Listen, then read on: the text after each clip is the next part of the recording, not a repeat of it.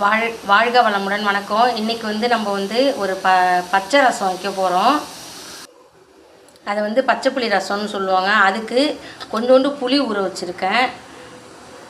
அதுக்கு தேவையான பொருட்கள் சின்ன வெங்காயம் ஒரு 5-6, 4 பூண்டு பல், ஒரு பச்சை மிளகாய், மல்லி, புதினா, கருவேப்பில்லை, இந்த இடிக்கல்லில் மிளகு ஜீரகம் போட்டிருக்கேன். பக்கத்தில் பெருங்காயம் இருக்குது. உப்பு புளியிலேயே போட்டு நான் ஊற வச்சுட்டேன்.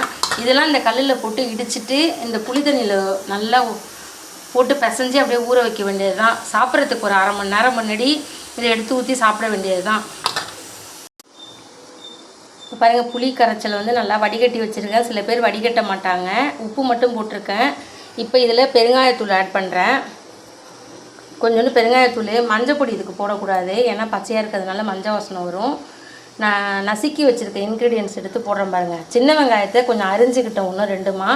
பூண்டு, மிளகு ஜீரகம், பச்சை மிளகாய், புதினா, கொத்தமல்லி, கருவேப்பில்லை, இதை மட்டும் ஆட் பண்ணி இதை நல்லா கிளறி விட்டு பிசைஞ்சிடணும். நான் கொஞ்சமாக வைக்கிறதுனால எல்லாம் கொஞ்சமாக போட்டிருக்கேன்.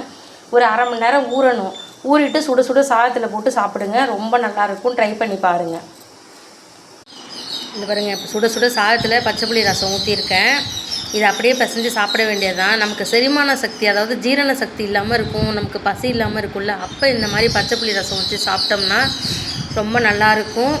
நீங்களும் இது மாதிரி ட்ரை பண்ணி பாருங்கள். அடுப்பில் வச்சு கொதிக்க வைக்கல, தாளிப்பு எதுவும் சேர்க்கலப்பா.